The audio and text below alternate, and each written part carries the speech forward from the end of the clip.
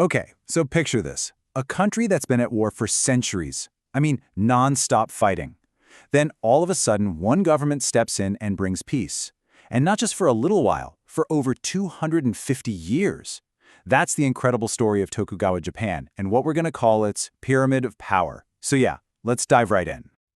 So, that brings us to the big question, right?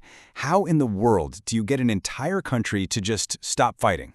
Especially after hundreds of years of chaos. I mean, that's a massive challenge. Well, the answer that Japan came up with, it wasn't about asking nicely, not at all.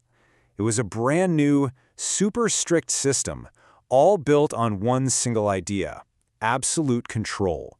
Control over everything. But to really get why they needed this system, you got to look at what was happening before. For centuries, Japan was just a land in chaos. You had these powerful lords, and they were constantly at war with each other, fighting for more lands, more power, just endless conflict. So, to finally put an end to all that chaos, the new rulers, the Tokugawa shogunate, they came up with a pretty radical solution. They built this, well, we can call it a pyramid of power, a really rigid social structure where every single person had a very specific place and a specific job to do. This whole setup is what's known as a feudal system. And if you're wondering what that is, just think of it like this. It's a way to organize a country by splitting everyone up into different classes, or groups. And each group had a really clear role to play, all designed to keep things stable. All right, so let's break down this social ladder, starting at the very top. At the peak of the pyramid, you've got the shogun. He's the top dog, the supreme military leader. Right below him, you have the daimyo. These were the powerful lords who owned huge chunks of land. And serving them, the famous samurai warriors. Now, these top three classes were basically supported by the biggest group of all, the peasants. They were the farmers growing food for everybody.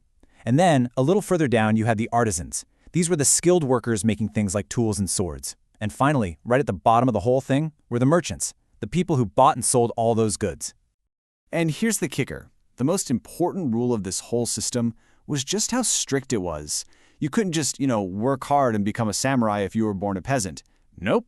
Whatever class you were born into, that's where you stayed for your whole life. Moving up was pretty much impossible. So who do you think was holding this entire pyramid up on their backs? Well, this number says it all. A whopping 80%. 80! That's how many people in Japan were peasants. They were the farmers, working day in and day out, growing the food that fed everyone else, from the shogun at the very top all the way down to the merchants at the bottom. Okay, so we've got this strict social pyramid. But, a pyramid is just a structure. How did the shogun actually enforce the rules and make sure everybody stayed in their lane? Let's get into how they pulled that off. This was probably the shogun's single biggest challenge. Think about it. The daimyo were super powerful. They had money, they had land, and they had their own personal armies of samurai. So how could the shogun possibly stop them from ganging up and starting another war? Well, he used a very, very clever and honestly pretty ruthless system. It was called Senkin Kotai, and that basically translates to the alternate attendance system. It was an absolutely brilliant way to keep those powerful lords under his thumb. So here's how it worked. Let's break it down. Super simple. Step 1, every single daimyo had to travel to the capital city Edo, which we now call Tokyo. Step 2, they were forced to live there for every other year. And step 3, and this is the genius part, when a daimyo went back to his own lands, his wife and kids had to stay behind in Edo. So why make the families stay behind? This quote really says it all. They were, for all intents and purposes, hostages. I mean, if a lord was back home and even thought about starting a rebellion, well, his family was right there in the capital, in serious danger. It was a tough method for sure, but man, was it effective at keeping everyone loyal. And that wasn't all. There were other rules to lock down control. For example, only the samurai could carry swords. That gave them a special status. The samurai also had to live by a really strict code of honor called Bushido. And get this, even though Japan still had an emperor, he was basically just a symbol. He had no real political power. The shogun, he made all the important decisions, period. So, this whole system of total control, it actually worked. It created a long, uninterrupted era of peace.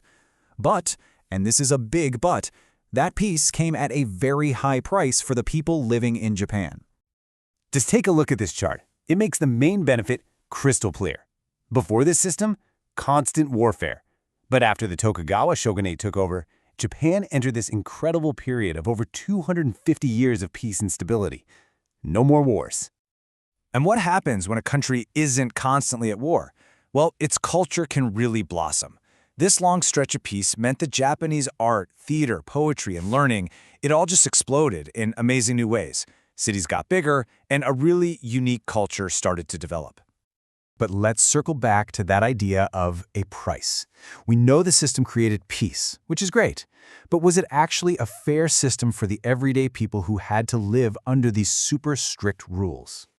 See, this long peace also started to create some new problems, things that were kind of bubbling just under the surface. The peasants, who were doing all the hard work, had to pay crazy high taxes, so they were often living in poverty. The samurai, the warriors, now had no wars to fight, so a lot of them struggled to make money. And then you have the merchants. Remember them at the bottom of the ladder?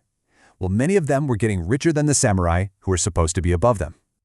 And this right here created the main tension in Tokugawa society. On one hand, you had the samurai.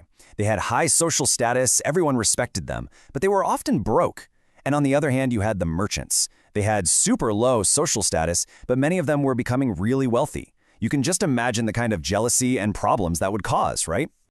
So let's wrap this all up. The Tokugawa system was definitely rigid. It was unfair to a lot of people, and it created a ton of tension. But we can't ignore its main achievement. It stopped the nonstop wars and brought more than 2.5 centuries of peace. And that leaves us with one last really big question to think about. This system basically took away people's freedom to choose their own life, their own path. So the question for you is peace worth the price of freedom? Is that kind of extreme control a fair trade for stability?